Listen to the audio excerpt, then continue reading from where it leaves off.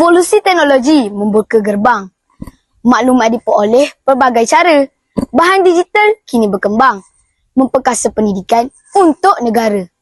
Pendidikan adalah kunci utama dalam membentuk masa depan negara. Seiring dengan kemajuan teknologi, dunia pendidikan turut mengalami perubahan yang pesat.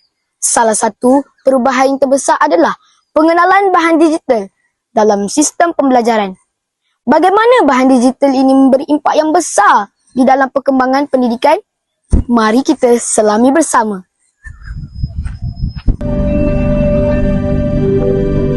Untuk pengetahuan rakan-rakan, bahan digital merujuk kepada sebarang jenis kandungan yang wujud dalam format digital yang boleh disimpan, diakses atau diedarkan melalui peranti elektronik. Bahan digital bukan sahaja merakumi buku elektronik atau e-book, tetapi juga aplikasi, video pembelajaran dan platform dalam talian. Saya ambil contoh lebih dekat untuk kawan-kawan fahami. Sebagai contoh, platform Delima yang kita gunakan untuk merekod bacaan dalam AIMS.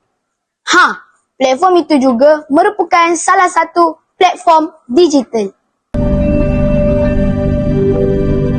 Generasi Alpha terdiri daripada individu yang dilahirkan selepas tahun 2010 merupakan kumpulan yang sangat terdedah kepada teknologi sejak lahir.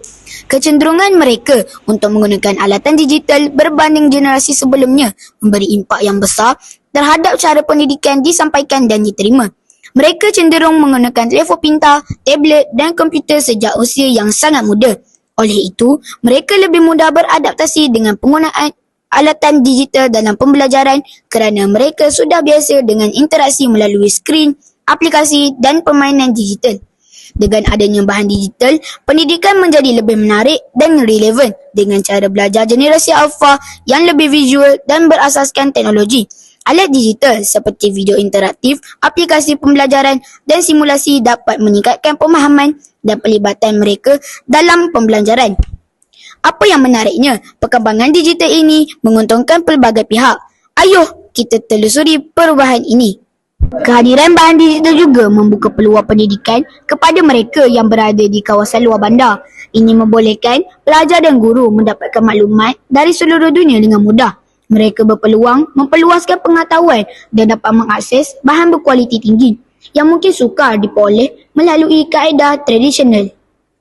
Dengan alat dan sumber yang ada, guru dapat mempertingkatkan kaedah pengajaran mereka dan berinteraksi dengan murid dengan kaedah yang lebih inovatif.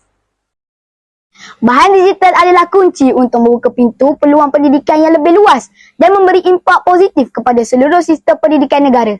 Dengan kerjasama antara kerajaan, pendidik dan masyarakat, kita dapat memperkasa pendidikan negara dan mewujudkan masa depan yang lebih gemilang untuk generasi akan datang. Marilah kita bersama-sama membentuk masa depan negara yang lebih cemerlang dengan memanfaatkan bahan digital. Ingat, pendidikan adalah kunci dan teknologi adalah alat yang memperkasa kunci tersebut. Saya, Muhammad bin Muhammad Ademi, melaporkan untuk TVPSS Al-Khawarizmi. Sekian, terima kasih.